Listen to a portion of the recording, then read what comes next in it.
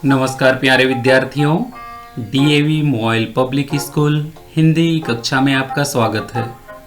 आज मैं आपकी कक्षा 5वीं में भाषा माधुरी पुस्तक से पाठ 5 दो पहलवान पढ़ाने जा रहा हूँ। आइए एक सुंदर विचार के साथ आज की कक्षा प्रारंभ करते हैं। समस्त सफलताएं कर्म की नींव पर ही आधारित है, अर्थात हम जितने भी अच्छे कर्म करते हैं उनसे हमें सफलता जरूर मिलती है। तो अच्छे कर्म करते हुए हम जीवन में सफलता प्राप्त कर सकते हैं। इन्हीं विचार के साथ आज की कक्षा प्रारंभ करते हैं। दो पहलवान। आपको पहलवान लोग अच्छे लगते हैं ना? हष्ट पुष्ट मजबूत बलशाली भारी भरकम शरीर, किसी को भी पटक देते हैं, बहुत मजा आता है। आइए जानते हैं ये दो पहलवानों की कहानी, मुखजोर सिंह और धरती पटक सिंह। तो मुखजोर सिंह और धरती पटक सिंह दो नामी पहलवान थे, सब लोग इनको जानते थे। धरती पटक सिंह ने अनेक दंगलों में बलशाली पहलवानों को हराकर अनेक पुरस्कार भी जीते थे। बड़े बड़े जो बलशाली पहलवान थे उनको हरा देते थे धरती पटक सिंह और पुरस्कार भी प्राप्त किए, इनाम प्राप्त किए। वह अपनी शक्ति को बनाए रखने के लिए, अपने शरीर को शक्ति को बनाए कर रखने के लिए कई घंटों तक व्यायाम करता, पौष्टिक भोजन करता, अच्छा खाना खाता। आप लोग भी व्यायाम करते हैं ना, खाना खाते हैं ना अच्छा शरीर को स्वस्थ रखने के लिए।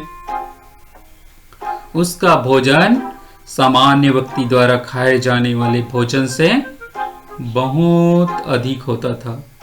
वो बहुत ज्यादा खाता था। उसका नाम सुनकर अच्छे अच्छे बलशाली पहलवान के होश उड़ जाते थे, परंतु मुखजोर सिंह उसके नाम से बिल्कुल नहीं डरता था।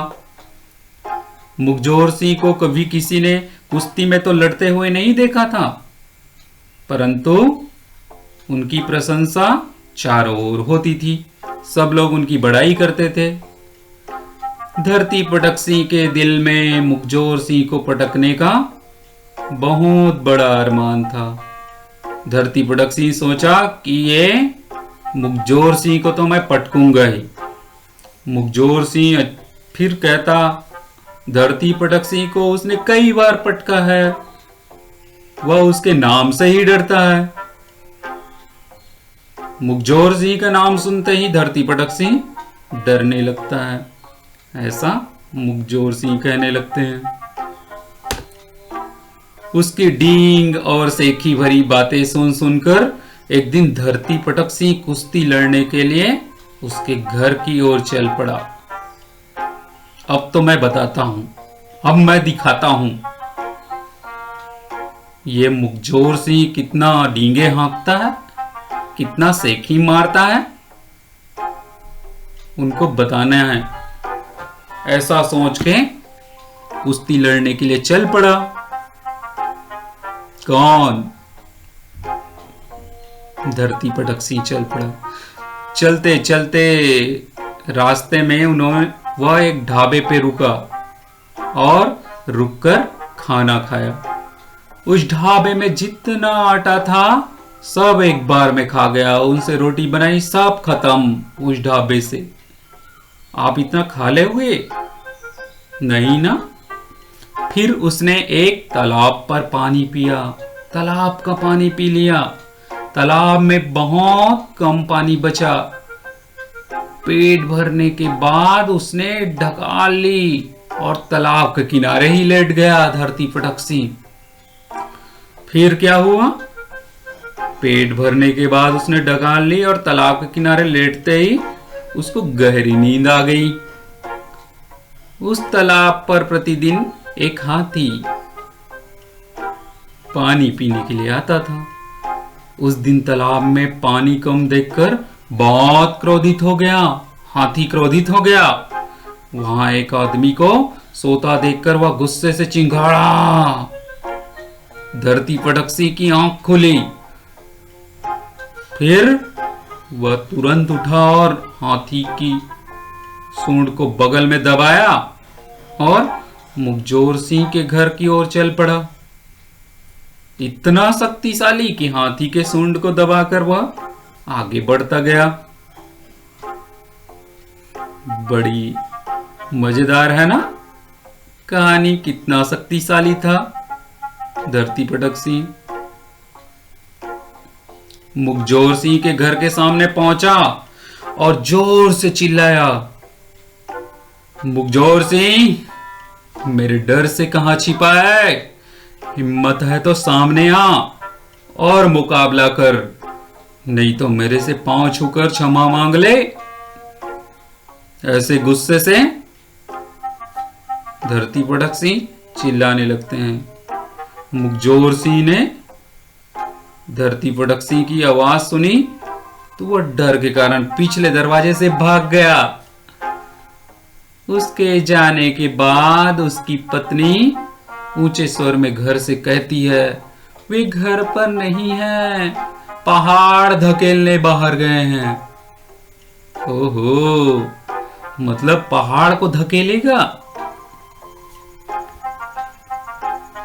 फिर 8-10 दिन में आएंगे, पहाड़ को धकेलने गए हैं।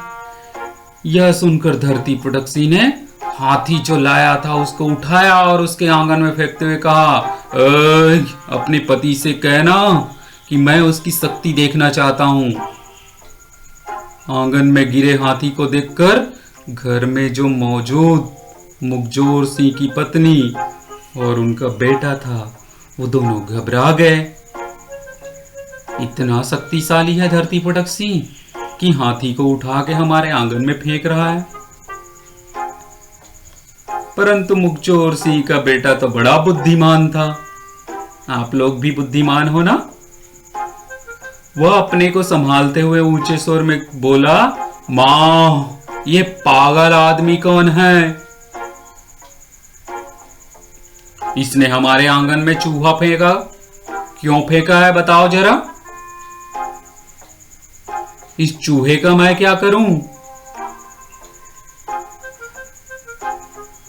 ऐसा मुखजोर सिंह का जो बेटा है, जो बुद्धिमान था, जो धरती पटक सिंह को डराने के लिए ऐसा बोल रहे हैं, उन्होंने बड़ी बुद्धिमानी के साथ इस चूहे का मैं क्या करूं ऐसा कहने लगता है। उतने में ही उसकी मां ने भी समझदारी दिखाते हुए कहा, बेटा, घबराने की कोई बात नहीं, अपने पिता को आने दो। उनके आते ही ये पागल है वो दम दबाकर भाग जाएगा। चल इस चूहे को झाड़ कर बाहर कर, आंगन से निकाल ये मरे हुए चूहे को। हाथी को चूहे कहने लगा। मुखजोर सिंह की पत्नी और उनका बेटा वो भी बड़े समझदार। अब आगे क्या होगा कहानी में, सोचिए जरा। बच्चों, कहानी बड़े ही मजेदार और रोचकदार है ना? आगे क्या होगा अगले वीडियो में मैं बताऊंगा।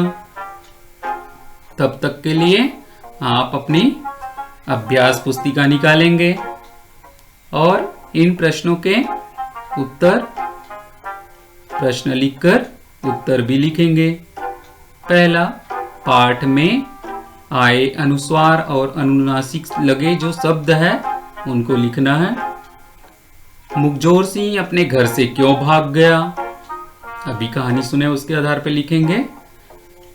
और मुखजोर सिंह का बेटा बुद्धिमान था। क्या आप भी बुद्धिमान हैं? कैसे? एक आध बुद्धिमानी का उदाहरण देते हुए आपको लिखना है। आज के लिए इतना ही। बहुत बहुत धन्यवाद। आपको पाठ अच्छे से समझ आया होगा। अगले भाग अगले वीडियो के साथ मिलते हैं। तब तक आप घर में रहिए, सुरक्षित रहिए और अध्ययन मनन करते रहिए।